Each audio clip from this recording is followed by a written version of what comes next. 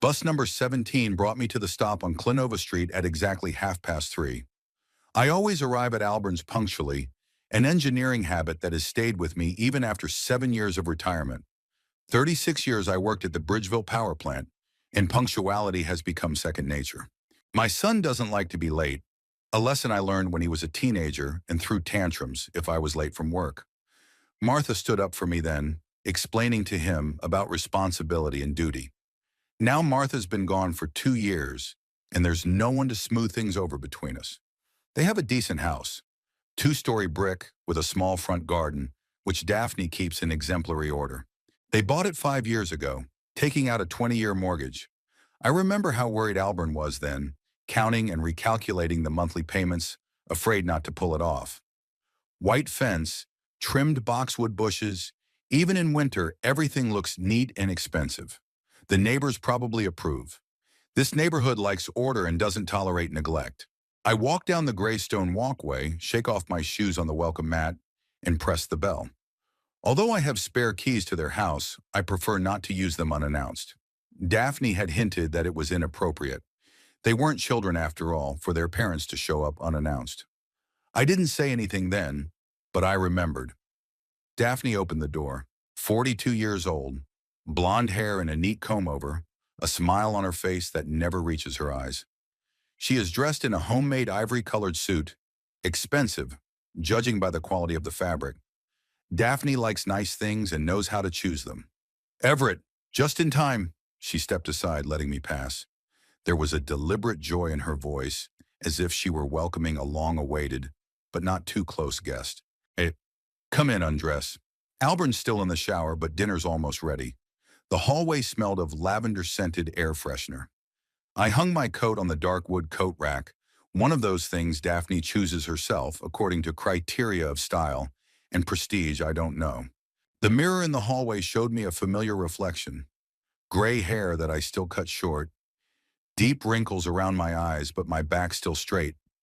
At 72, I look exactly my age, not better, but not worse. I went into the living room. The room was immaculately clean, as always. Daphne works as a receptionist at Dr. Raymond's Medical Center, and that sterile neatness seems to follow her everywhere. Not a single dust speck on the polished surfaces, not a single item out of place. The sofa cushions are whipped and arranged with mathematical precision. Even the magazines on the glass coffee table are fan-folded as if in a doctor's waiting room. Paintings in identical frames hang on the walls. Landscapes without much character. Probably bought as a set at a furniture store. "Have a seat, Everett." Daphne pointed to the beige leather sofa. "You can turn on the TV if you want. The remote's in the nightstand, where it always was." I settled not on the couch, but in the chair next to it, the one that is tacitly considered mine during visits. The chair was comfortable, but it was too soft. You fell into it like a swamp. I didn't turn on the TV.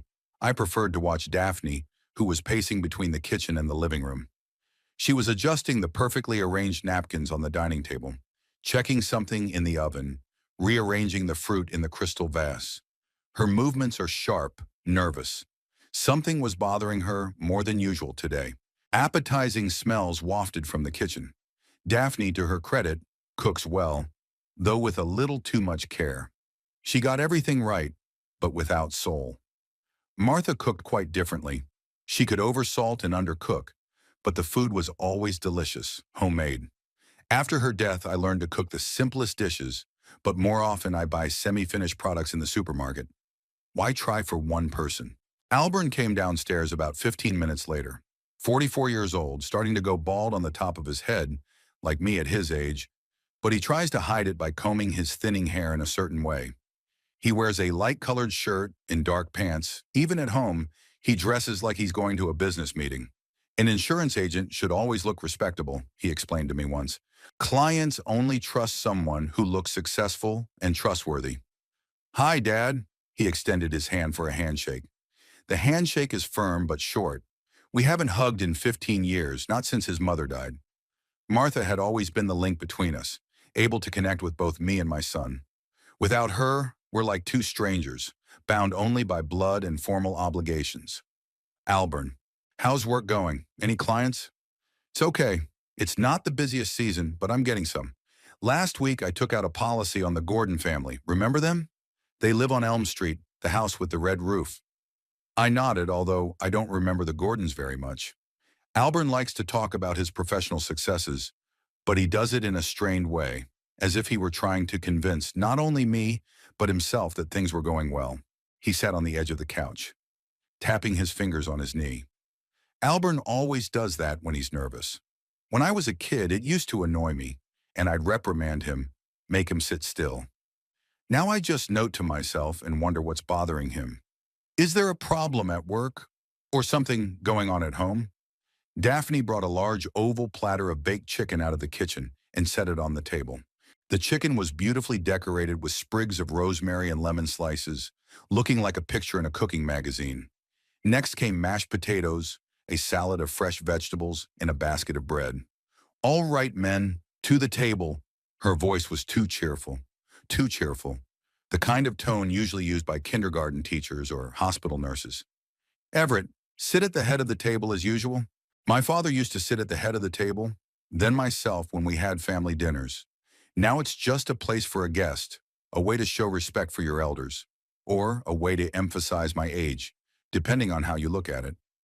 Lunch went through the usual routine of polite conversation. Daphne talked about her colleagues at the clinic, how Dr. Raymond was fighting with the medical equipment suppliers again, how Nurse Carolyn had tendered her resignation because she'd gotten married and was moving to another state. Albert talked about difficult clients who don't want to understand the importance of life insurance, who only think about today and don't care about the future of their families. I listened, nodding occasionally, answering direct questions with one-word answers or a couple sentences. The chicken wasn't bad, although it was a little dry. Daphne always overdries the meat. She's afraid it won't cook through, so she keeps it in the oven for an extra half hour. The mashed potatoes turned out airy, no lumps. The salad is fresh, though dressed too heavily with some expensive oil and herbs. How are you doing, Everett? Daphne tilted her head, feigning interest. She had a look of concern on her face that she was probably practicing in front of the mirror. How's your health? Have you been to the doctor lately? I'm fine. My blood pressure spikes sometimes, but the pills help. I saw Dr. Hartman a month ago. He said I'm fine for my age. It's natural at your age, she nodded with a connoisseur's look. The main thing is to take your medication regularly and see a doctor. And the house? Not hard to manage alone with such a household? And so it began. Daphne had been asking more and more questions about the house in recent months. Albert usually averts his gaze and concentrates on his food with his fork, as if he doesn't hear the conversation. I can manage. The house isn't that big. Martha and I have lived in it for 28 years, and I'm used to everything. But still, Daphne kept up, leaning across the table toward me, a two-story house is a lot of work for someone your age. Stairs every day, cleaning, heating in the winter, air conditioning in the summer, plumbing. What if something breaks? What if you get sick and there's no one to help you? Daphne, Albert finally looked up from his plate. Daddy knows what he can do, but there was no conviction in his voice. Rather, he said those words out of duty, because that is what a son should say in his father's defense, and he seemed to agree with his wife. Of course, of course. Daphne waved her hand as if to ward off the awkwardness. I'm just worried. We're a family, aren't we? And families are supposed to take care of each other. After dinner, we went into the living room. Albert turned on the soccer game on the big flat-screen TV that takes up a good quarter of the wall. I settled into my chair, Daphne clearing the table, clinking dishes in the kitchen. The match was boring. Teams I didn't know were playing. The score was 0. The game was sluggish. The room was warm, and after a hearty lunch, I felt drowsy, so I dozed off. I woke up to Albert shaking my shoulder. Dad, are you okay? You were snoring pretty loud. Yeah, I just covered my eyes. I rubbed my face with the palm of my hand, dispelling the remnants of sleepiness. What time is it? 6:30. Maybe it's time to pack. Buses are less frequent in the evening, and it's not very convenient to wait at a bus stop in the dark. I stood up, stretching my stiff back and neck. Really, it was time. It was starting to get dark outside the window. The February day is short. Daphne came out of the kitchen with a plastic container in her hands. Take the chicken home, Everett. It's not convenient to cook alone, and we've got plenty left over. Enough for a couple dinners. I accepted the container, thanked him. The chicken was still warm. I could feel it through the plastic. I was putting on my coat in the hallway when Albern said, "Dad, maybe next time I'll pick you up by car. It's the bus, the transfers. It's not very convenient at your age." "I don't need to. I've been taking the bus all my life, and I can handle it now. 35 years I've been taking public transportation to work, and I've still got it." Daphne came over and helped me button the top buttons of my coat, a gesture both caring and humiliating, as if I were a helpless old man who couldn't do the simplest of things. "Goodbye, Everett. Take care of yourself, and call me if you need anything." I went out on the porch, waved to them, and walked to the bus stop. The day was clear but cold, the air stinging pleasantly after the stifling heat of their centrally heated house. As I approached the bus stop, I patted my pockets and found that Albern still had my cell phone. He'd probably put it on the coffee table while he was dozing in his chair. The bus was already in the distance when I finally realized I didn't have my phone. I waved at the driver, indicating that I'd changed my mind. He shook his head unhappily, apparently already slowing down, getting ready to stop. "It can't be helped. I'll have to go back." I needed the phone in case something happened at home, or the doctor called with the results of the tests I'd taken last week. The way back took about 10 minutes. I walked at a leisurely pace, reflecting on the day. Albern seemed more tense than usual. Daphne was acting strange too, talking too much, asking questions about the house, about my health. Usually she limited herself to formal inquiries about my well-being, but today it was as if she were asking for something specific. Maybe I'm just too suspicious of everything after Martha's death. Loneliness makes one suspicious. As I approached the house, I saw that the first-floor windows were brightly lit. There was a floor lamp burning in the living room and a light in the kitchen. So they haven't gone to bed yet, although they usually like to watch a movie or read after Sunday dinner. Daphne is into love novels. Albern prefers detectives and books on sales psychology. I walked up to the porch and reached for the bell, but changed my mind at the last moment. Why bother them again? I have my keys, especially since I forgot my cell phone through my own absent-mindedness. It's not their fault I have to come back. I took a bunch of keys out of my coat pocket, carefully inserted the right one into the lock and turned it.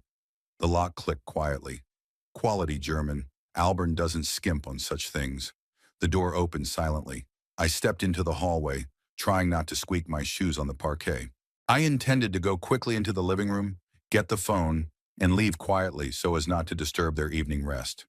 But as soon as he crossed the threshold, he heard Daphne's voice from the living room. She was on the phone, and her tone was quite different, businesslike, sharp, without the usual sweet politeness. "Yes, that's exactly what I'm talking about.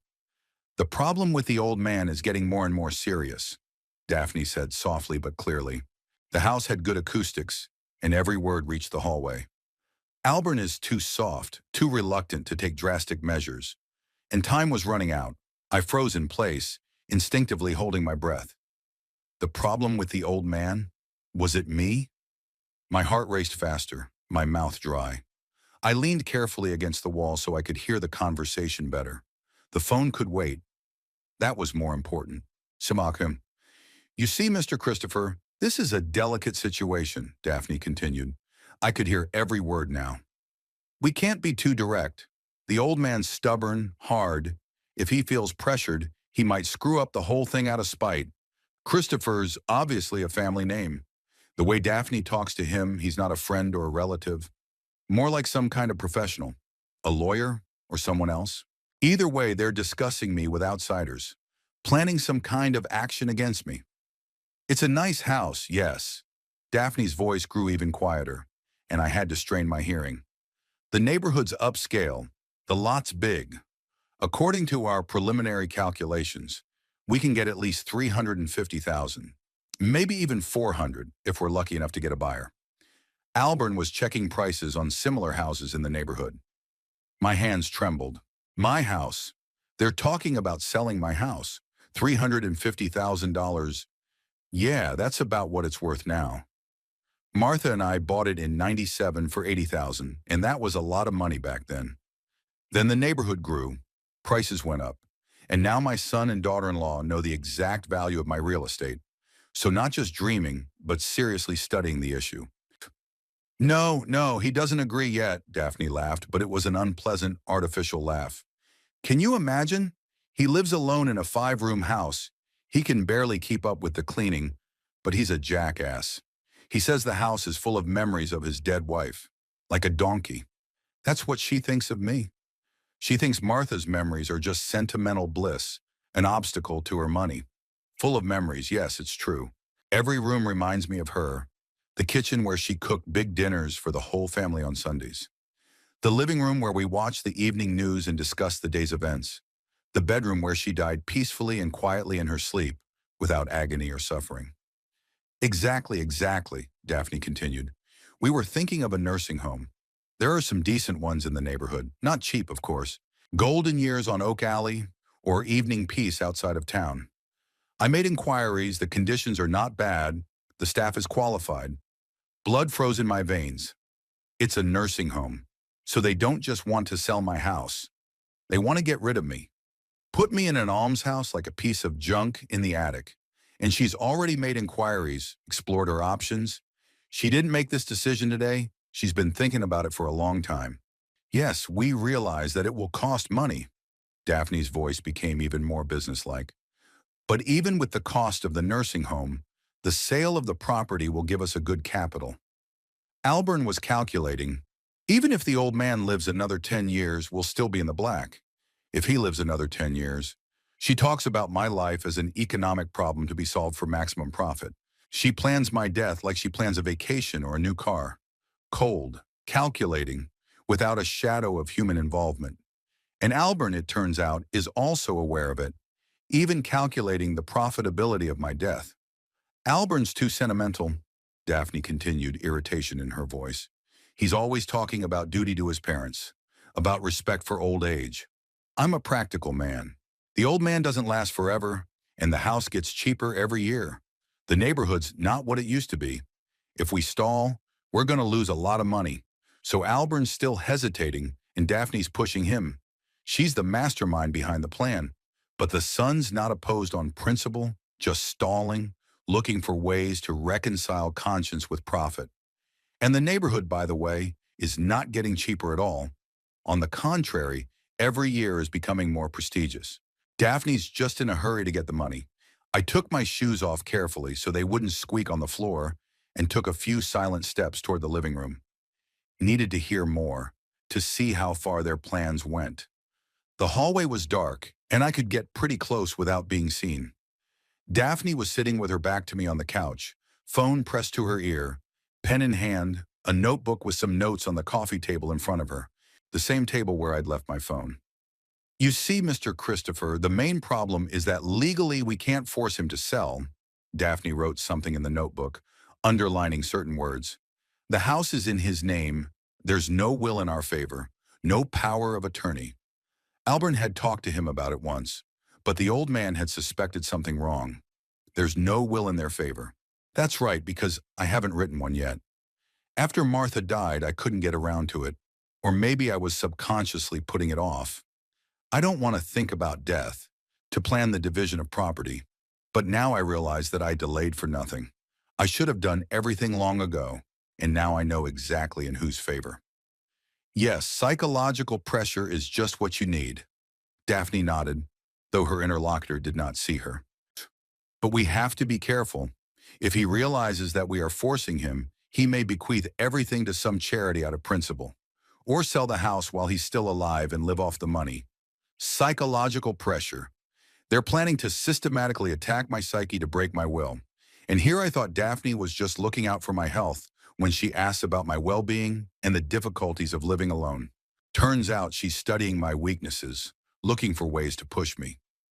Alburn should talk to him more often about his health, about the dangers of living alone. Daphne turned a page in her notebook. I saw that there was quite a lot of text written there. A plan of action or something? You could tell stories about elderly accidents. Fell in the bathtub, broke his leg, lay there for 24 hours until the neighbors missed him. Or a heart attack at home alone, no one to call an ambulance. Intimidation. They want to get me in such a state that I'll ask for a nursing home, agree to sell the house myself, so no one can accuse them of coercion. It's all fair, consensual, and Albern will tell me horror stories about lonely old people, pretending to care about them as a son. Oh, and one more thing. Daphne flipped through her notebook, checking her notes. Apparently, the plan was itemized. We were thinking of bringing in a doctor. We have connections in the medical center. We can arrange for Dr. Hartman to tell the old man a few words about the need for constant observation. That at your age, it's dangerous to live alone. You need care, nursing supervision. Dr. Hartman, I've been treating him for 5 years. I trust him. Turns out they're going to bribe him or get him involved in their dirty game. Connections at the medical center, that must be Daphne's job. An administrator can arrange a lot of things if she wants to. Of course, Mr. Christopher, we understand that your services cost money. Daphne wrote something down in her notebook and circled the numbers. But if everything goes smoothly, we'll be very grateful. A percentage of the sale is fair. Realtor. Mr. Christopher is the realtor who will help them sell my house when they get their way. He's already getting a percentage of the deal, already interested in making their plan work, so he'll be helping them with advice, telling them how best to push me. I stood in the dark hallway, feeling my back grow cold under my shirt. My heart was beating so hard I thought Daphne should hear it, but she was completely absorbed in the conversation, plotting my future, the future they thought I had that was practically non-existent. Okay, Mr. Christopher, we'll be in touch. Daphne was ending the conversation. Yes, we'll call in the middle of the week to discuss the details. And remember, don't say a word to anyone until we have a result. This is a family matter, family business. Nobody asked me, the main participant in this family affair. I wasn't considered a person at all, just an obstacle to my inheritance. Daphne hung up the phone and leaned back on the couch. All I could see was the back of her head, her blonde hair arranged in a perfect updo. She sat motionless for a few seconds, apparently mulling over the conversation, and then she stood up and walked toward the kitchen.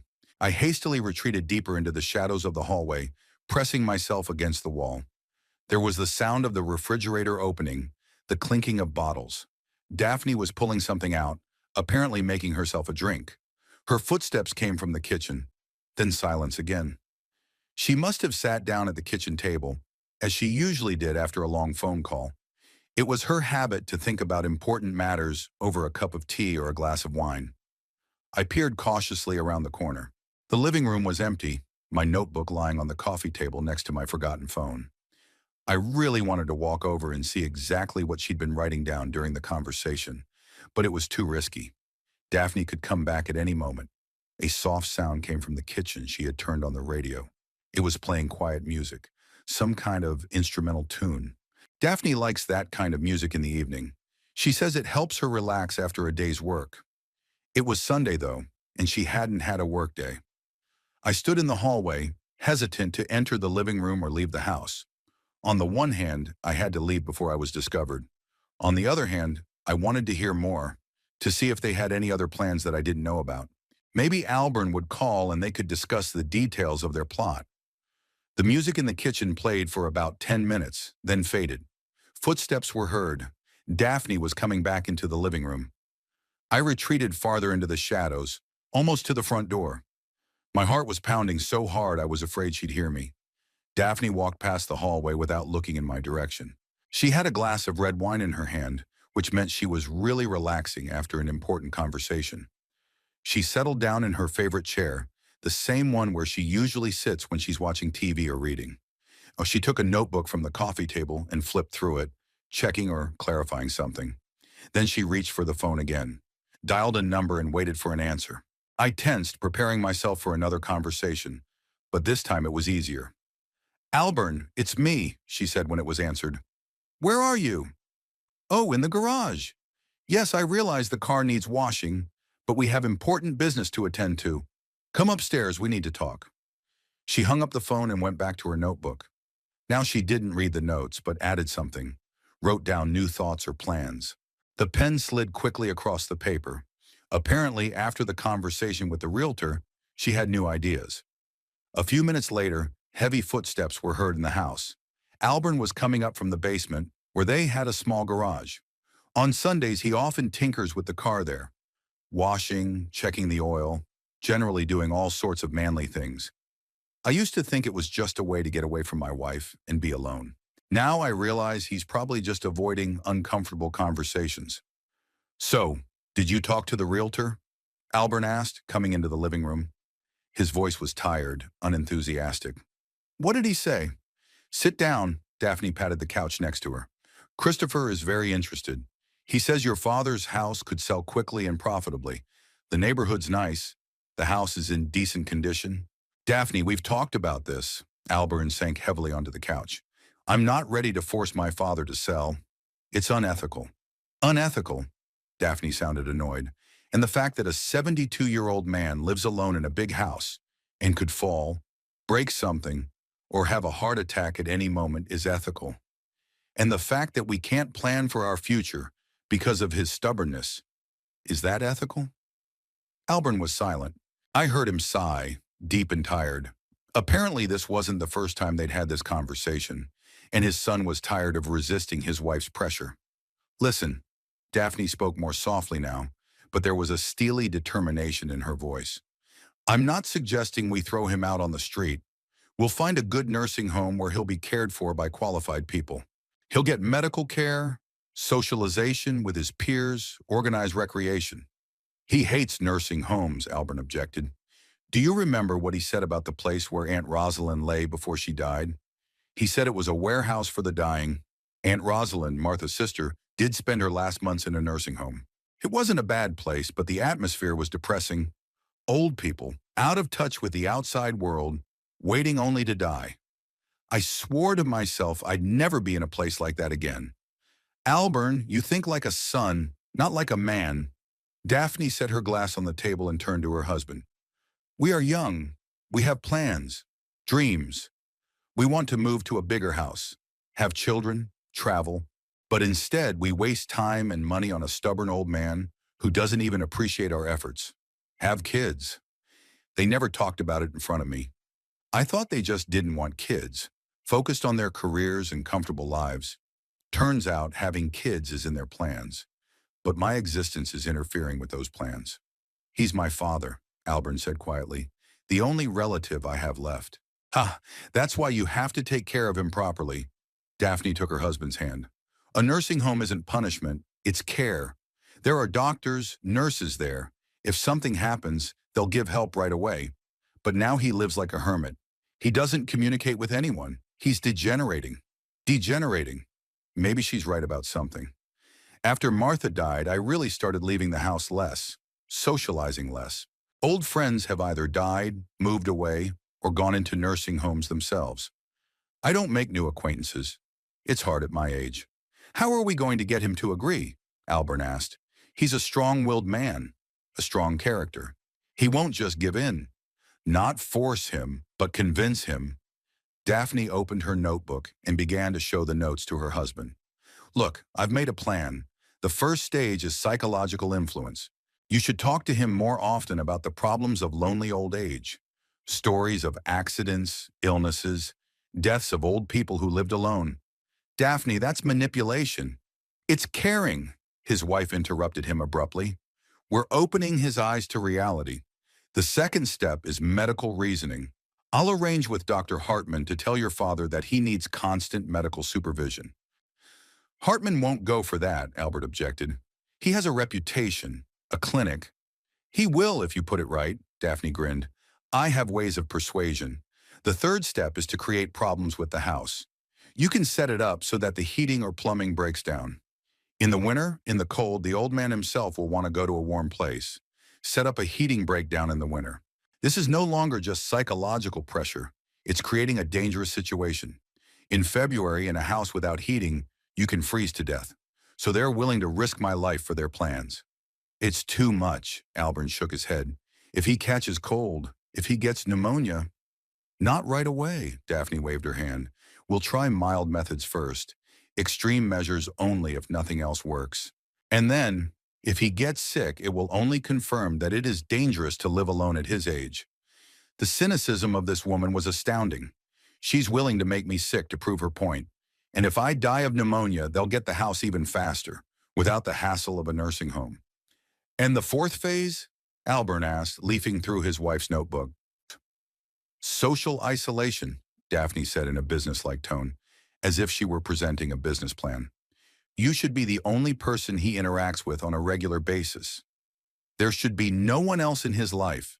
Then our opinion will be his only authority. Social isolation. They want to cut me off from all other people, make me completely dependent on their opinion, like a cult or a totalitarian state.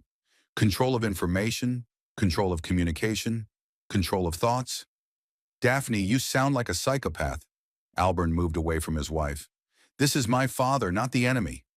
He is the enemy, Daphne flared up. The enemy of our future, of our well-being, of our plans. As long as he's alive and holding on to this house, we can't have a normal life. Daphne, calm down. No, listen to me. She got up from the couch and started pacing the room. I'm 38 years old. If we want children, we have to hurry. But what are we going to raise them on? On your insurance agent's salary? And we need a bigger house, and it's time to change the car, and children's education costs money. 38 years. So I was wrong. I thought she was 42. But that doesn't change the point. The biological clock is ticking, money is urgently needed, and I'm an obstacle to a happy family life. Your father lived his life, Daphne continued. He had a wife, a family, a career, a home. He got everything he wanted out of life, and now it's our turn. Why should we wait until he deigns to die? Daphne, stop it. Alburn spoke more softly, but there was irritation in his voice. Don't talk about death like that. Why, isn't it true?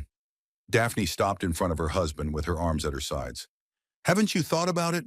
Didn't you calculate how many years he had left? Didn't plan what you were going to do with the inheritance? Silence.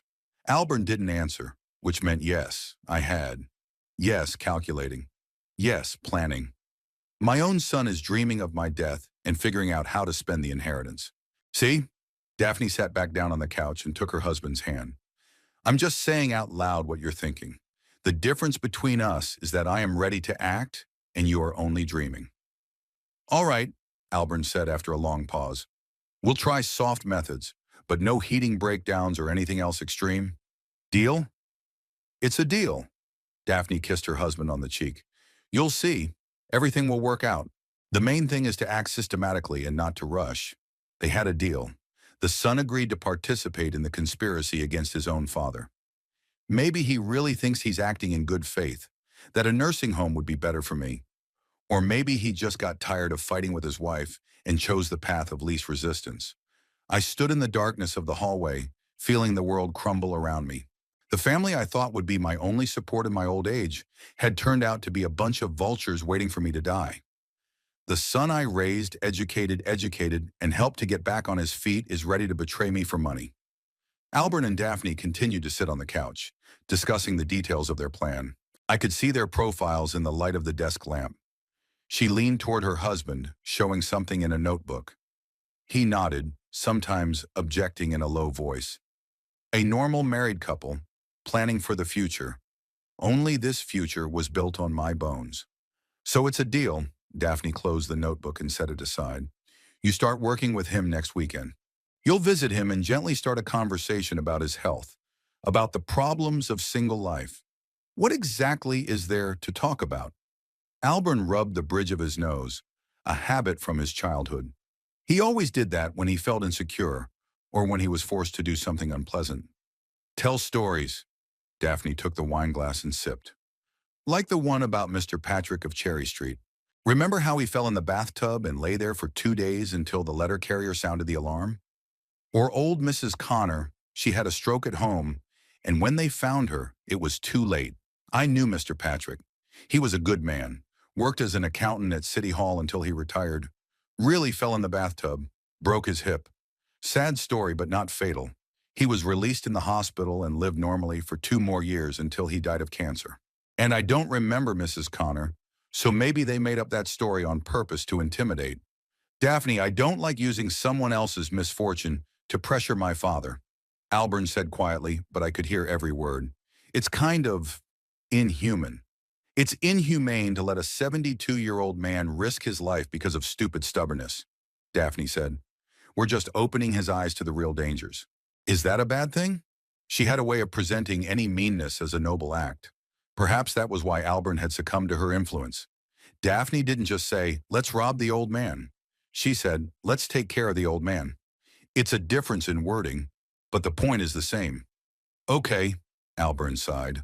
I'll try to have that conversation. What's next? Next is Dr. Hartman. Daphne opened her notebook and began to read the notes. I'll talk to him this week. I'll explain the situation, ask him to support our position. When your father comes in for his next appointment, the doctor will tell him he needs constant monitoring. And if Hartman refuses, he won't, Daphne said with confidence. I have leverage. Last year, we had an unpleasant story with a patient in our clinic. Hartman asked me to keep it quiet, not to bring it up. Now he owes me. So she has dirt on Dr. Hartman, some medical error or malpractice that Daphne helped cover up, and now she's going to use as a weapon. A vile woman willing to blackmail even a doctor for her own ends. Are you sure this is going to work? Albert still had his doubts. Father is a distrustful man. If he suspects that the doctor and I are conspiring, not if you act natural. Daphne closed her notebook and turned to her husband. The main thing is not to overplay it. Play the caring son who worries about his father's health. That's not far from the truth, is it? Don't overplay it. Play the caring son. They're going to put on a whole play in front of me where everyone knows their role. Albert will play the loving son, Dr. Hartman the objective doctor, and Daphne will stay backstage pulling the strings. And what if he doesn't agree after all? Albert got up from the couch, paced the room. What if no amount of persuasion works?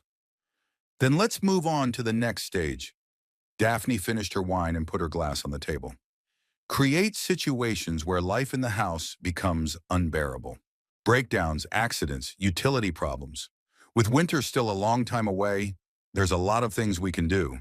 Daphne, I said, no extreme measures. Albert stopped in front of his wife. Promise me. All right, I promise. Daphne waved her hand. We'll try all the peaceful ways first. But you must understand that if nothing works, we'll have to act more decisively. More decisive. I wonder what she meant by that word. Open coercion, perhaps? Or something even more radical? This woman would do anything to get what she wanted. Albert sat down on the couch again, rubbing his face with his palms. He looked tired and confused. Perhaps inside him was a struggle between conscience and greed, between filial duty and the desire to get rich. So far, greed was winning. All right, he said at last. Let's say the plan works and his father agrees. What's next? How fast can we sell the house? Christopher says that, with the right pitch, the case could be closed in a month or a month and a half. Daphne opened the notebook again, found the right page. The house is good. The neighborhood is prestigious. There will be buyers. The main thing is to price it right and present it nicely. A month and a half. They're already planning a timeline for the sale of my house. Probably they are already looking at buying a new house and furniture and names for future children. All on my dime, of course. What kind of nursing home will we put him in? Albert asked. You said you'd already looked into the options. There are several places, Daphne flipped through her notebook. The Golden Years on Oak Alley is a pretty decent place, but expensive. Evening Peace outside the city is cheaper, but the conditions there are worse. And there is also Sun Valley on the outskirts, the most budget option. 3 options, from expensive to cheap. I wonder which one they'll choose for me. Probably the cheapest, so they have more money left over for their own needs. Sun Valley sounds nice, but I know these places on the outskirts. They're usually converted hospitals or old hotels where old people are kept like cattle on a farm. I'd go for the Golden Years, Albert said. After all, he is my father. I want him to be comfortable. Comfortable but reasonable, Daphne objected. Golden Years charge $3,000 a month. In a year, that's $36,000. And in Sun Valley, it's only $1,500. That's a difference of 1.5 times. 1,500 versus 3,000. For them, it's a big difference. For me, it's a matter of life and death. In cheap nursing homes, people are poorly fed, hygiene is not taken care of, they save money on medicines and medical care. People don't live there, they die slowly. Daphne, my father worked all his life, paid taxes, raised me. Albern said with conviction. He deserved a decent old age. Let's not skimp on his comfort. Albern, you're too sentimental. Daphne closed the notebook. Think practically. If we spend an extra $1,500 a month on its upkeep, it'll be $180,000 over 10 years. Almost half the value of the house. $180,000 over 10 years. She's already calculated what it would cost me to live in a nursing home, and she thinks it's money better spent on herself. This woman's cynicism knows no bounds. Okay, Albern gave up. Let's go with Sun Valley. But I want to see the place first to make sure it's not too bad. Of course you will, Daphne got up from the couch. Next week we'll go there together. We'll assess the conditions. In the meantime, we should get started on the plan. She went to the kitchen, probably going to wash a glass. Albern stayed in the living room, sitting motionless, staring at one point, probably realizing the magnitude of what he'd agreed to. Or maybe he was just tired of his wife's pressure and wanted to be alone. I knew I had to leave. The conversation was obviously coming to an end, and Daphne could come back at any moment and I'd be discovered. But my feet felt like they were stuck to the floor. The shock of what I'd heard was so strong that I couldn't bring myself to move. My own son, Albern, whom I'd raised, nurtured, given everything I could, taught him how to ride a bike, helped him with his homework, paid for his college tuition, gave him money for a down payment on a house, and he's willing to betray me for money. True, he hesitated, doubted, tried to find softer ways. But in the end, he agreed. He agreed to conspire against his own father. Maybe he really believes a nursing home would be better for me. Or maybe he's just justifying his greed with concern for my well-being. The clinking of dishes could be heard from the kitchen. Daphne was washing a glass. Albern continued to sit in the living room, absorbed in his own thoughts. Time passed and I stood in the hallway, unable to make a move. Then Daphne came back from the kitchen. I saw her walk over to her husband and put her hand on his shoulder. Chérie, don't worry so much, she said softly. We're doing the right thing. Your father will be safe, and we can finally have a normal life. I hope so, Albern took his wife's hand. I hope we won't regret our decision. We won't, Daphne said confidently. In a year or two, you will realize that we did absolutely the right thing. She was sure she was right, completely, unequivocally sure. To her, I wasn't a person, but an obstacle to happiness. An obstacle to be removed by any means necessary. Albern got up from the couch, stretched. I'm going to take a shower, he said. Long day today. Go on, Daphne kissed him on the cheek. I'm going to sit here for a while and think about the details of the plan. Albern headed for the stairs leading to the second floor. His heavy footsteps echoed on the wooden steps, then fell silent at the top. Daphne returned to the living room, taking up her notebook again. I realized this was my last chance to leave unnoticed. Daphne was absorbed in her notes, Albern in the shower. Carefully, trying not to creak the floor, I walked to the front door. Slowly, I turned the knob, opened the door a few centimeters. Cold February air rushed into the hallway. I shuddered, but continued to slowly open the door. Just a little longer, and I could walk outside, leave this house of traitors behind me. But then Daphne's voice came from the living room. Albern, do you remember the last time your father came to see Dr. Hartman? She spoke loudly, addressing her husband upstairs. Albern answered something unintelligible from the bathroom. Daphne got up from the couch and headed for the stairs so she could hear the answer better. I took advantage of this moment and quickly slipped out of the house, quietly closing the door behind me. Once on the porch, I took a deep breath of the frosty air. My hands were shaking. My heart was racing. He had to get home and think about what he'd heard. Their plan is serious, well thought out, designed for long-term realization. But now I know their intentions, which means I can prepare my defense. The way home seemed endless. The bus traveled slowly, stopping at every stop, picking up and dropping off passengers. I sat at the window, looking at the flickering streetlights, and tried to put my thoughts in order. In my head, I could overhear bits and pieces of an overheard conversation. The problem with the old man, he's a donkey. Even if he lives another 10 years. Each word echoed with pain in my chest. The February evening was frosty, but the bus was stuffy. Passengers in winter clothes fogged windows, the smell of damp and gasoline. Usually this trip did not cause me any emotions. a routine movement from point A to point B. Today, every minute stretched agonizingly long. I wanted to be at home, in silence and solitude, to calmly think about what I had heard. A young woman opposite was reading a book. An elderly man in the next row was dozing, leaning against the glass. Ordinary people living ordinary lives. They probably also have families, children, grandchildren. But do these families plan to get rid of their old people for money? Or is such cynicism an exceptional feature of my relatives? On Elm Street, a family, parents and two children, about 8 and 10 years old, entered the bus. The children were chatting about school and friends. The mother was patiently answering their questions. The father was reading something on his phone. A normal family picture, warm and natural. I looked at them and remembered how I had once traveled with little Albert on the bus. He too asked a lot of questions, interested in everything, and I tried to answer in detail and understandably. Where is that boy whom I taught to distinguish between brands of cars and breeds of dogs? When did he turn into a cynical adult, ready to betray his own father? Maybe the change happened gradually, unbeknownst to me. Or maybe I just didn't want to notice the obvious signs. The bus turned onto my street. I pressed the stop button, gathered my things, and prepared to get off. The house was close. Another 5-minute walk on a sidewalk lightly dusted with snow. The streetlights burned dimly, illuminating the familiar landscape. Old maple trees along the road, identical fences, dark windows of neighboring houses. At my house, only the lantern above the entrance was lit. I always leave it on when I leave. It was a habit from the time when Martha waited for me from work and turned on the light so I could see the road. Now that light waits for no one, but I keep it on for old time's sake. I didn't find the keys right away.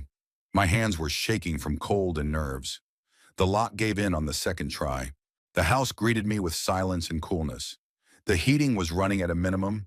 Saving electricity had become a habit since Martha's death. Why waste money heating empty rooms? I turned on the light in the hallway, undressed, hung my coat on the hook. All these habitual actions were automatic, but my thoughts were occupied with other things. I had to comprehend what I had heard, analyze the situation, figure out what to do next. But first, hot tea and silence. At such moments, a person feels his loneliness especially keenly.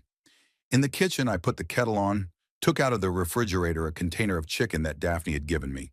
It was ironic to eat food prepared by a woman who planned to steal from me, but hunger took its toll, and I heated up a few pieces in the microwave. The chicken was actually quite good, though over-dried. Sitting at the kitchen table with a cup of tea, I began to recall the details of today's visit. Now, knowing the truth, I could interpret many little things quite differently. Albern's nervousness at lunch, his tapping of his fingers on his knee, Daphne's prying questions about my health and the difficulties of running a household, her overly flamboyant, feigned concern. But the signs were there before, I just didn't pay much attention to them. For example, in the last few months, Albern had often talked about my age. Not directly, but in passing. At your age, Dad, you need to take care of your health. You shouldn't carry heavy weights at your age. Think about it, Dad. At your age, any cold can be dangerous. I thought it was the natural concern of an adult son for an aging father. Turns out it was preparing the ground for future plans, or doctor's visits. Albern had never been interested in my visits to Dr. Hartman before, but in the last few months, he started asking me regularly, "What did the doctor say? What tests did he prescribe? Are there any serious problems?" I rejoiced at such attention, thinking that my son had finally grown up and learned to take care of his parents. But he was just studying my health, assessing my prospects. Daphne had changed too. Before, she was just coldly polite, kept her distance, communicated with me formally. But about 3 months ago, she started showing unexpected concern. She started cooking dinners, especially for me, taking an interest in my affairs, even sometimes calling me in the middle of the week, ostensibly just to find out how things were going. I was touched by that kind of involvement, a foolish old man who believed in the sincere concern of a self-serving woman. Now I realized it was all part of the plan. They were studying me like a scientist studies a test animal, finding out my weaknesses, my habits, my fears. They were looking for ways to influence me, and I myself helped them, shared my doubts and worries. Talking about Martha was particularly painful. Daphne once asked me if it was hard for me to live in a house where everything reminded me of my late wife. Wouldn't it be better to move to a place where there would be no sad memories? I replied that memories were all I had left of Martha, and I didn't want to part with them. Daphne nodded with understanding and then said, "Sure, Everett, but sometimes you have to be able to let go of the past for the sake of the future." Letting go of the past for the future. Her future, by the way, not mine. She was already preparing me for the idea of leaving home. Gently, delicately, but deliberately. And I didn't understand the true meaning of her words. The tea had gone cold while I was reminiscing. I took a sip and grumbled. Bitter. Infused. It was finally dark outside the window, the streetlights illuminating the empty street. The neighbors had already gone home, and only occasionally a car drove by, illuminating the snow-covered roadsides with its headlights. I got up from the table and walked around the house. Here was the living room where Martha and I spent our evenings. Her chair still stands in the same spot. I hesitate to move it. Here's the bedroom where she died in her sleep, quiet and peaceful as she lived. Here is the office where I worked in the evenings, preparing reports, studying technical documentation. 5 rooms, as Daphne rightly said, too many for one person, but every room is full of meanings, memories, connections to the past. This isn't just $350,000 worth of real estate. This is my life materialized in walls and furniture, and all they see is money, just numbers in a realtor's notebook. To them, my house is a commodity to be sold as profitably as possible. My memories are sentimental bliss that gets in the way of the deal. My attachment to this place is an old man's stubbornness that needs to be broken. I went back to the kitchen, sat down at the table, took a piece of paper and a pen. I needed to write down everything I'd heard before my memory failed me. Names, details of the plan, numbers. Mr. Christopher, the realtor who would help sell the house. Dr. Hartman is a doctor who's going to be bribed or blackmailed. Golden years, evening rest, Sun Valley, nursing home options. Taking notes, I marveled at the thoroughness of their preparation.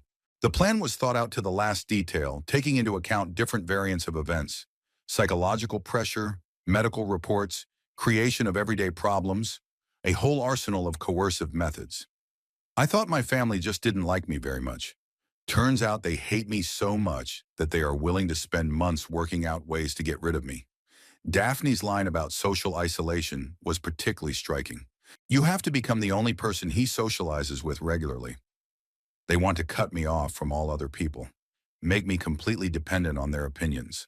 Like in a totalitarian state, control of information, control of communication, control of consciousness.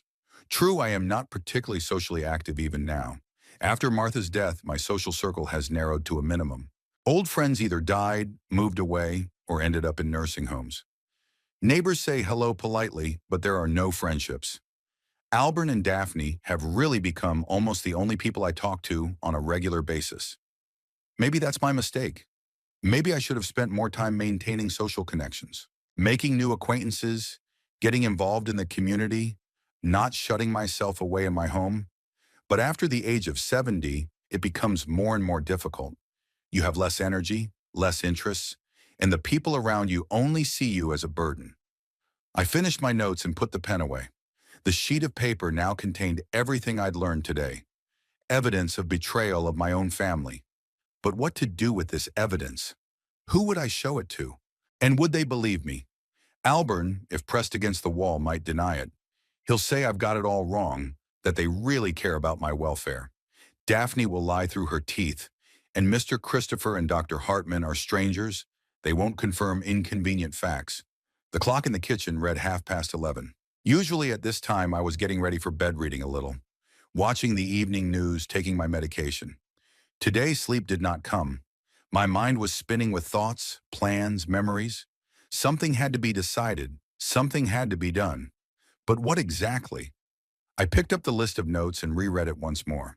Psychological pressure, medical reports, social isolation, creating domestic problems, a whole program to destroy my will and autonomy. And at the end, a nursing home on the outskirts of town where I'll slowly die surrounded by the same abandoned old people. No, that's not going to happen. I'm not old and helpless enough to let them do that to me. I have time to prepare. I have the strength to resist. I have the intelligence to destroy their plans. Albert and Daphne think they are dealing with an old, lonely, helpless man. But they are mistaken. 72 years old is not a judgment. I've lived a long life. I've seen a lot. I know a lot. And I certainly know how to protect myself from predators, even if those predators bear my last name. I woke up at 7:30 in the morning, though my alarm clock was set for 8. The sleep was disturbing, full of fragmented dreams of a nursing home and people in white coats. Several times during the night I woke up from my own moans, lay in the dark, listening to the silence of the house. By morning I finally realized, yesterday was not a nightmare. Everything he had heard was a harsh reality. The gray February dawn was glimmering outside the window. It had snowed all night, and now the yard was covered with an even white blanket. Beautiful, but cold. I got up, showered, dressed, and went down to the kitchen to make breakfast. The usual morning routine helped me gather my thoughts and get in the mood for the big day. Over breakfast, I reread yesterday's notes once more. In the daylight, Daphne and Albern's plan looked even more cynical.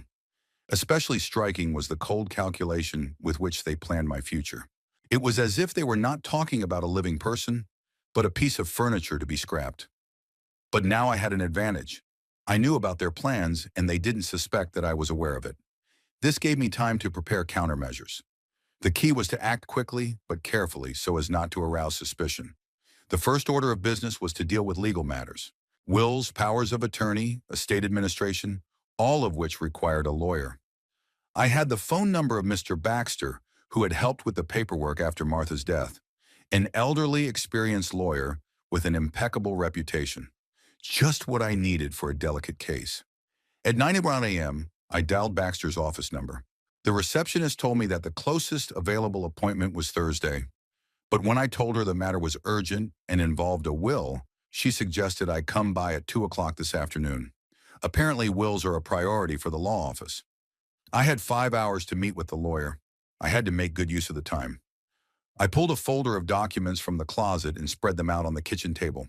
Home ownership certificate, bank statements, insurance policies, retirement savings.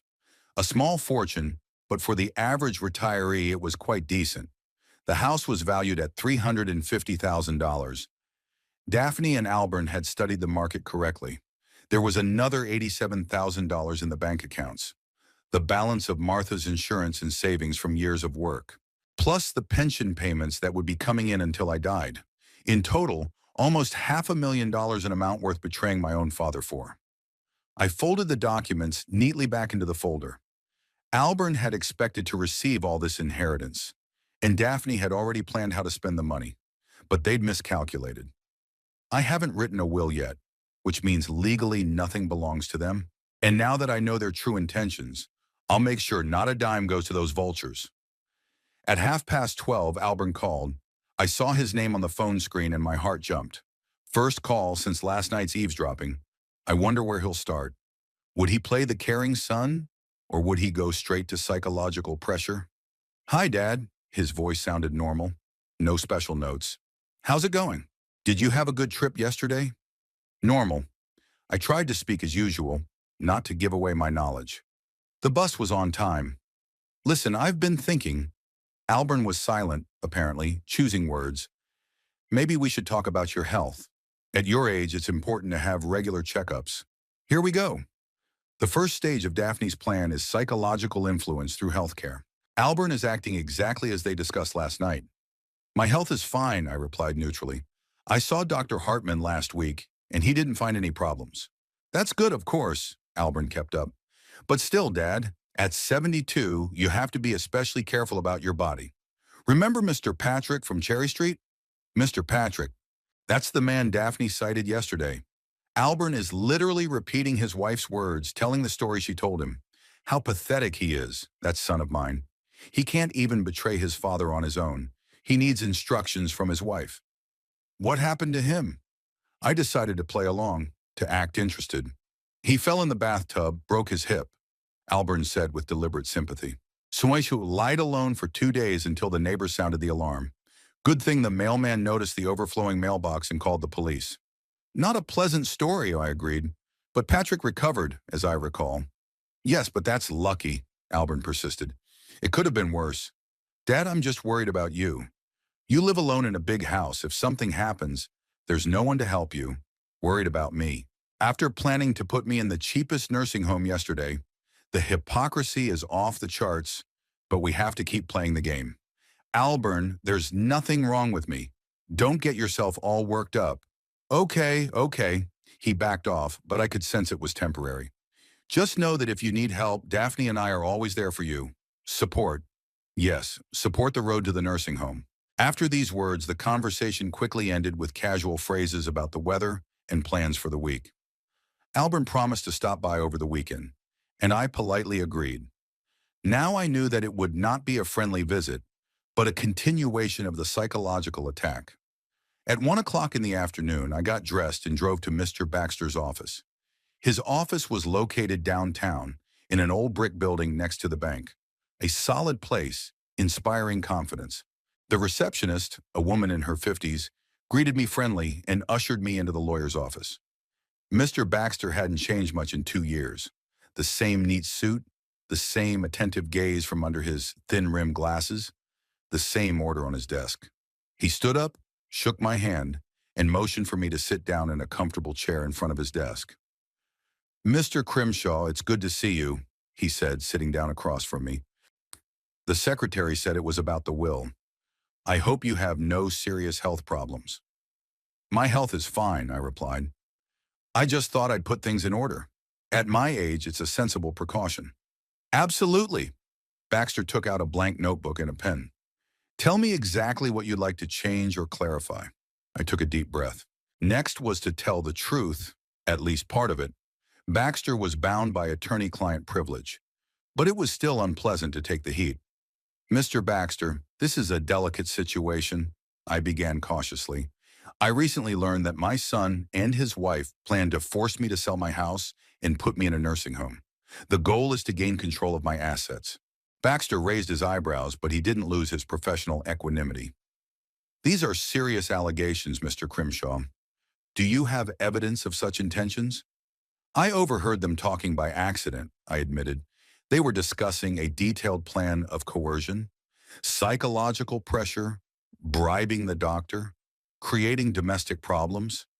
They even have a realtor ready to sell my house. The lawyer jotted something down in his notebook, frowning. I see.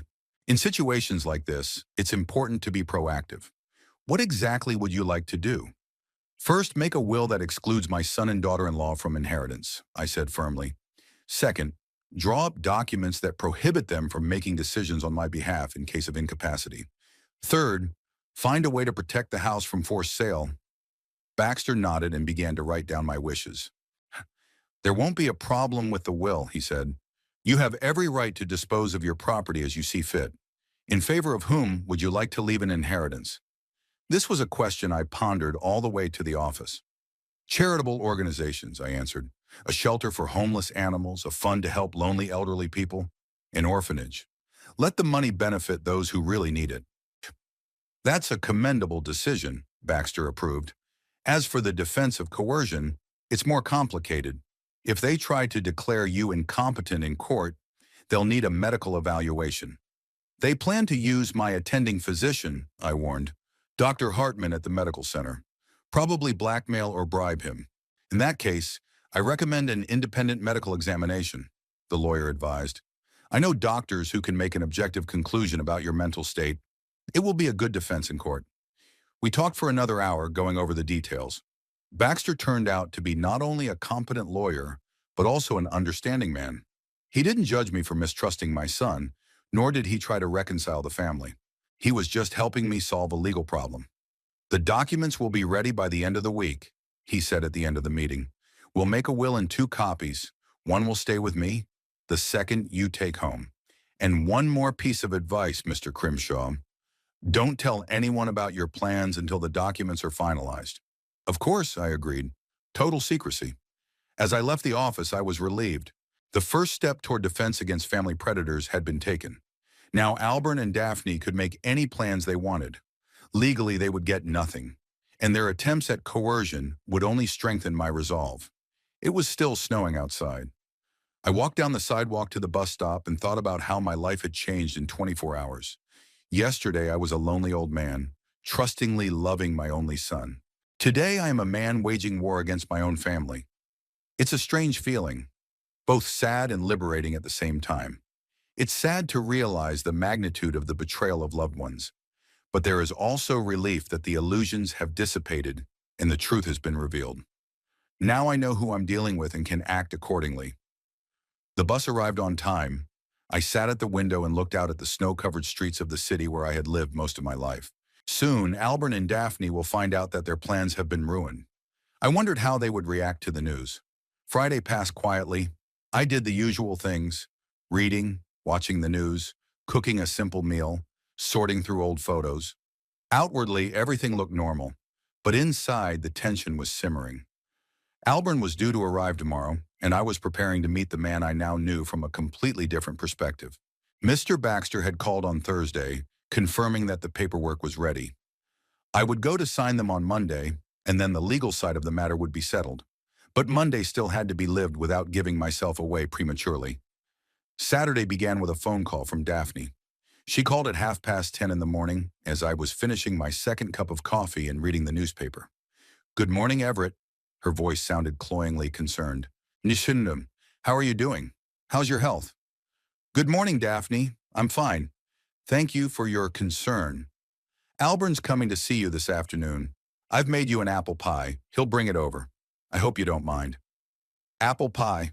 Another dose of poison kindness from the woman who's planning my confinement in a nursing home. But it would be suspicious to refuse. "Sure, I don't mind. Thank you for your attention." Come? You're welcome." Daphne paused, then continued. "Everett, have you thought about installing an emergency call system in the house? You know, the kind of buttons that the elderly wear around their necks, in case something happens." Emergency call system. Another element of psychological pressure is the reminder of my helplessness and loneliness. Daphne methodically goes over the plan she discussed with her husband on Sunday. "Sonner, I hadn't thought about it," I replied neutrally. "Why would you? Why would you?" Daphne's voice sounded surprised, too deliberate. "At your age, anything can happen.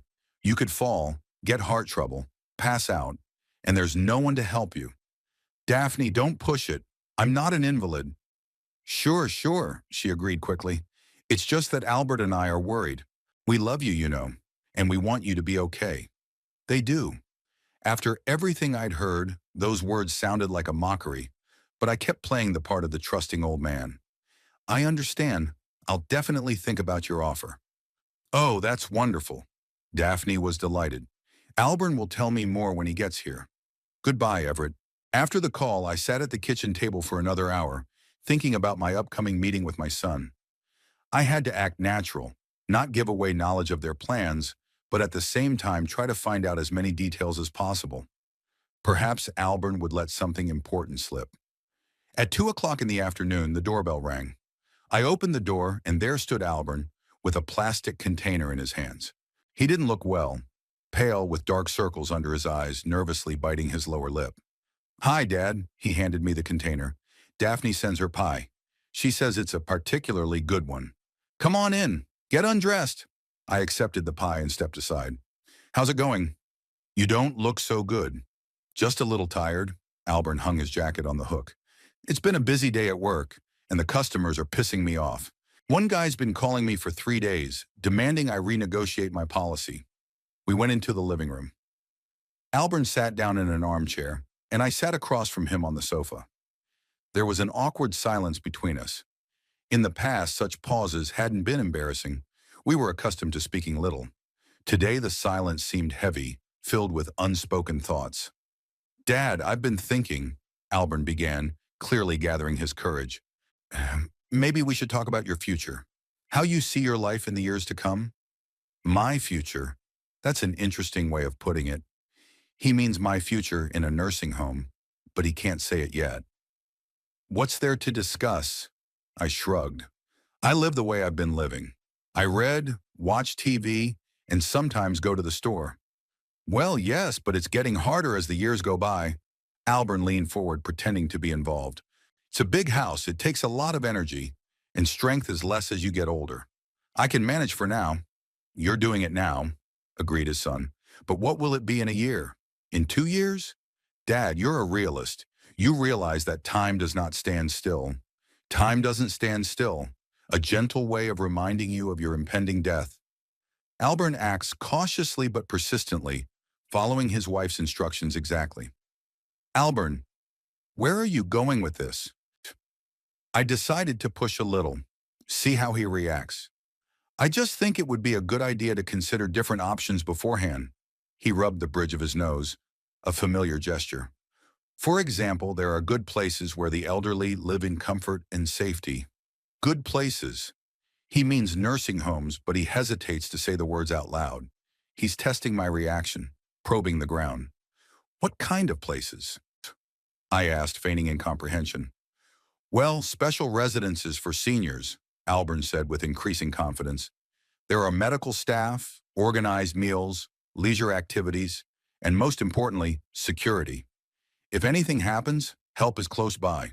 Special residences. It's a nice name for nursing homes.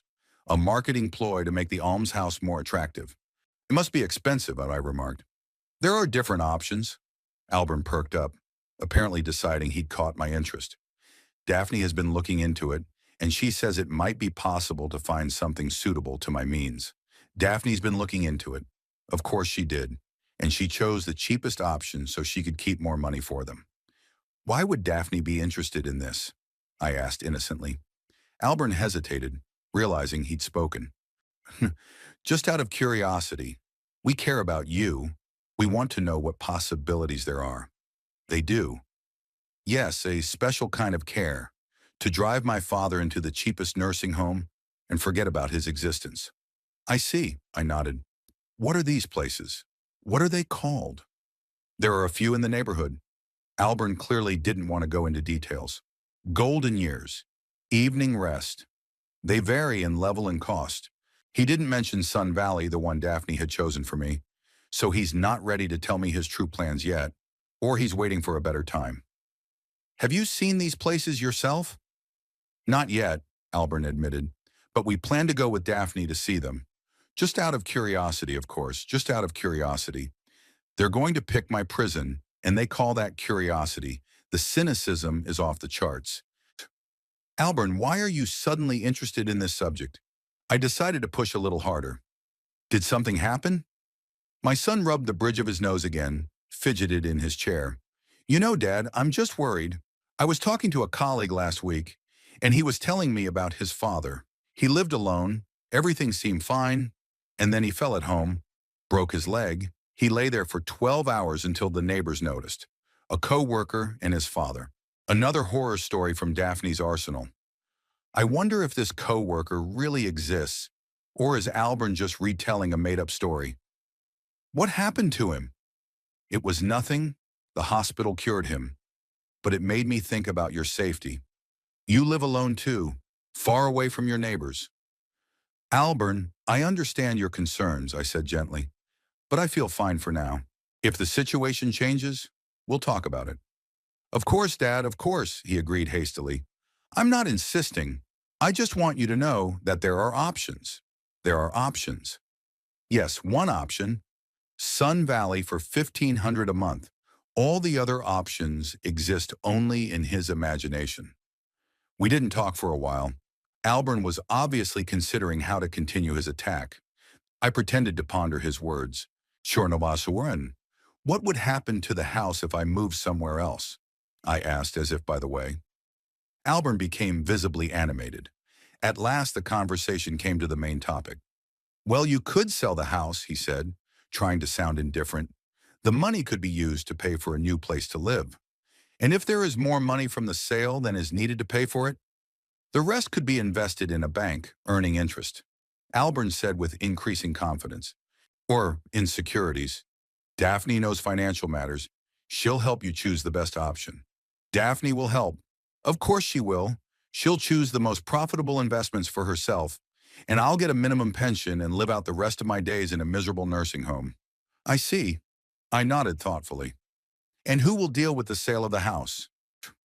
There are good realtors. Albert was clearly pleased by my interest in practical matters. Daphne knows a specialist, says that he is very professional. A specialist named Christopher, who is already receiving a percentage of the future sale of my house. Albert doesn't even try to hide the fact that everything has been thought out and prepared. What's his name? This professional? Mr. Christopher, I think. Albert barely hesitated. Sona Daphne has already spoken to him, and he's ready to help when needed.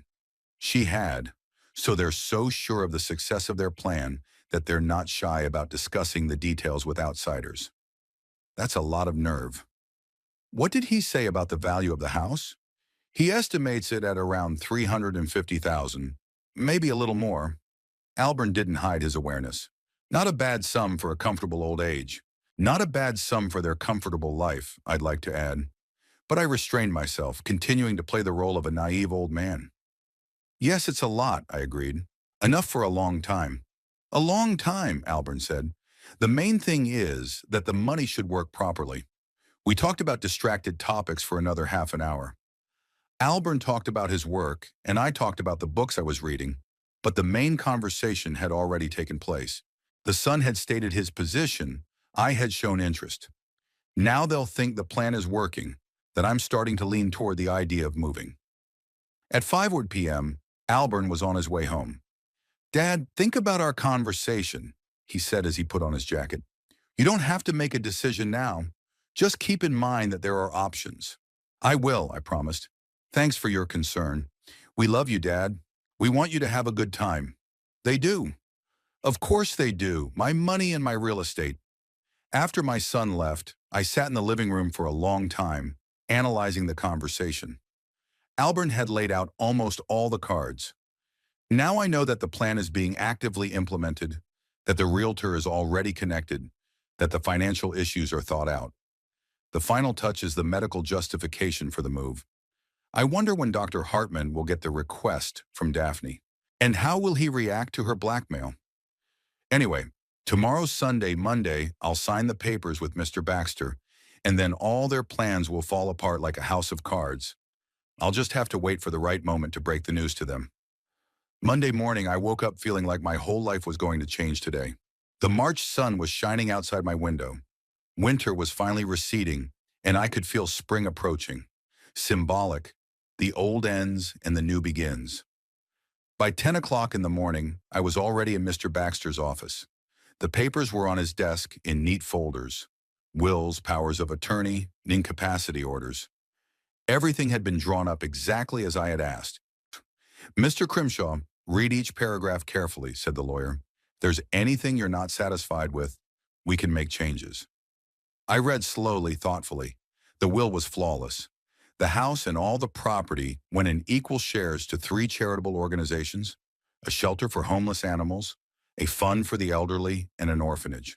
Albert received a token dollar so that no one could contest the will by claiming an accidental omission. That's right, I said, picking up a pen. Where do I sign?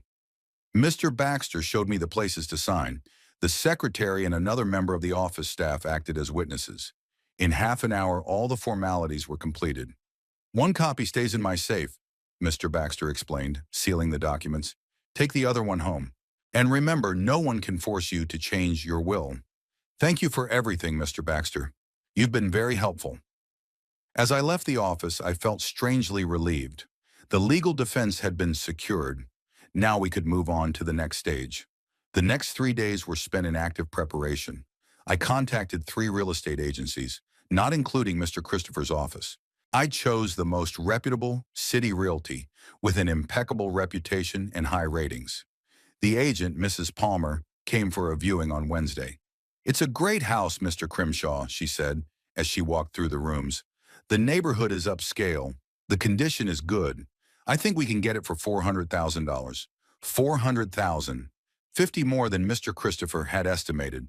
Apparently, Daphne's partner was planning to make money not only on the commission, but also by undercutting the price. How long will it take to sell? At this price and in this neighborhood, no more than a month, Mrs. Palmer said confidently. I already have several potential buyers. We've signed a contract for the exclusive right to sell. The house will be on the market by the end of the week. Albert and Daphne will hear about it from newspaper and internet ads. I wonder what their reaction will be. Thursday evening, Albert called. His voice sounded strained, even anxious. Dad, what's up? Daphne and I would like to come down this weekend. There's something important to discuss. Something important. I guess they've decided to move into the active phase of the plan. Maybe Daphne's already talked to Dr. Hartman, and they're ready to make a medical argument to me. Sure, come on over. I'll be home. Oh, great. And Dad, don't make any big decisions before we talk, okay? No big decisions. If he only knew what decisions I've already made and implemented. Okay, Albert, see you later. Friday passed in final preparations. I went through my personal belongings, putting away things I wanted to keep. Photos of Martha, her jewelry, a few books with inscriptions. Everything else would go with the house to new owners or be donated to charitable organizations. In the evening, Mrs. Palmer called with good news. Mr. Crimshaw, there are already two serious offers. One family is willing to pay full price in cash. They want to see the house on Monday. That's great. You can make any time you like. Saturday afternoon at 2 wash sharp, Albert's car pulled up to the house. I watched from the window as they got out. First the son, then Daphne, with a large bag in her hands. Their expressions were serious, businesslike. Apparently, they were in the mood for a decisive conversation. I opened the door before they rang the bell. Come in. Get undressed. How was the road? It's fine, Albert replied briefly. Daphne hung up her coat and went into the living room without waiting for an invitation. We were seated as usual, they on the sofa, me in the armchair. But the atmosphere was completely different. There was no on-duty talk about the weather or health. Daphne pulled a file from her bag and placed it on the coffee table. Everett, we need to have a serious talk, she began without preamble. This is about your future and your safety. I'm listening carefully. We consulted with Dr. Hartman. Daphne opened a folder and pulled out some certificates. He's very concerned about you living alone. At your age, it's extremely dangerous. Dr. Hartman. So Daphne got to him after all. I wonder what kind of persuasion she used. And what does he recommend? Show. Constant medical supervision, Albert interjected. He thinks you should move to a place with qualified staff. A nursing home, I said bluntly. Daphne and Albert looked at each other. Apparently they hadn't expected such directness. A specialized facility for the elderly, Daphne corrected. We've already picked out a great place. Sun Valley, just outside of town. It's got great facilities, caring staff. Sun Valley, the cheapest option, as planned. No one even pretends to consider my preferences. What about the house? The house will have to be sold, Albert said carefully, watching my reaction. The money will be used for living expenses. We have a realtor we know, Mr. Christopher, who will help us get the best deal possible. Mr. Christopher, everything is according to plan. No surprises. I see. I nodded thoughtfully. When is all this supposed to happen? The sooner the better, Daphne said. Why drag it out? There's a vacancy at Sun Valley, but they won't wait long. Daphne's right, Dad, said Albert. The decision is difficult, but necessary. We've thought of everything. We'll help with the move. We'll do the paperwork. We've thought of everything. Of course, we've thought about how to steal from my father without feeling guilty. I got up from my chair and walked around the room. Daphne and Albert followed me with tense eyes. Finally, I stopped in front of them. You know what? I have news too, I said calmly. The house is all ready for sale. Daphne turned pale. Albert opened his mouth but couldn't utter a word. How? For sale? Daphne squeezed out. The usual way. Through the real estate agency, City Real Estate. There are buyers already and the deal's going down next week.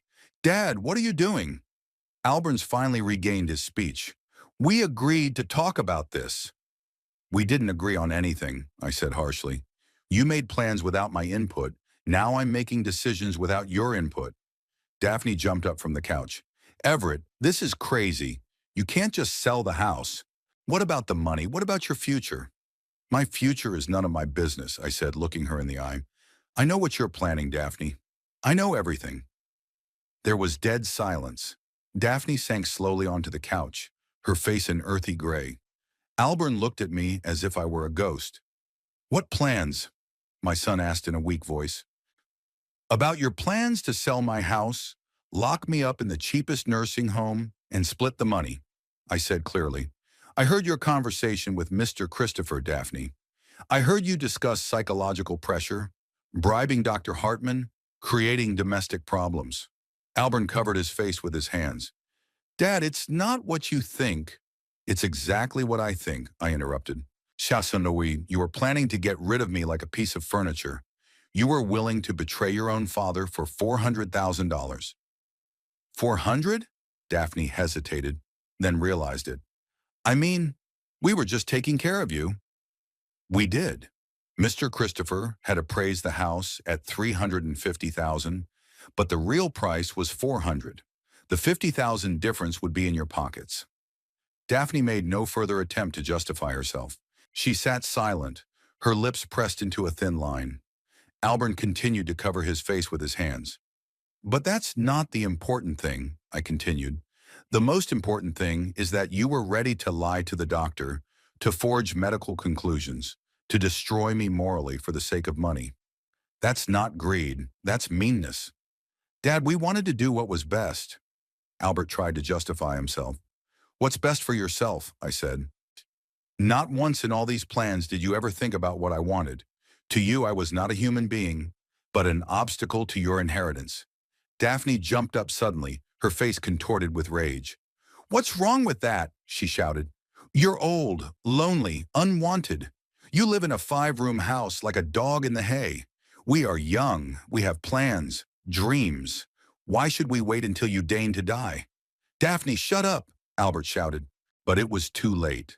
The mask of the caring daughter-in-law was gone. I was looking at a vicious, self-serving woman who hated me with all her soul. No, let her speak, I said calmly. Let her say what she thinks. I think you're a selfish old man, Daphne kept shouting. Clinging to the house, to money, ruining the lives of the young. And then you wonder why no one loves you. Albert stood up and grabbed his wife's hand. That's it, Daphne, we're leaving, now. Wait, I stopped them. There is one more piece of news. I've rewritten the will, too. They froze in the doorway. The entire estate is bequeathed to charitable organizations. Albert gets $1, symbolically. Daphne made a sound like the howl of a wounded animal. Albert turned so pale I wondered if he was having a heart attack. Dad, he whispered, you can't do this. I'm your son. You were my son, I said firmly. Now you're just a stranger who tried to rob me. They left in silence. I walked them to the door, closed the lock, leaned against the wall. It was over. The family that had been the meaning of my life for 30 years no longer existed, but it felt better, as if a heavy weight had been lifted. A week later, the house was sold. I moved into a small apartment in the center of town, near the library and the park. I donated the money from the sale to charity, leaving myself with only the necessities of life. Albert never called again. I saw him by chance on the street 2 months later, aged, gaunt, with bitter creases around his mouth. We passed each other like strangers. Sometimes I feel sad, but more often I think I did the right thing. Better to live alone, but with a clear conscience than surrounded by predatory relatives. And money has found its true owners, those who really need it.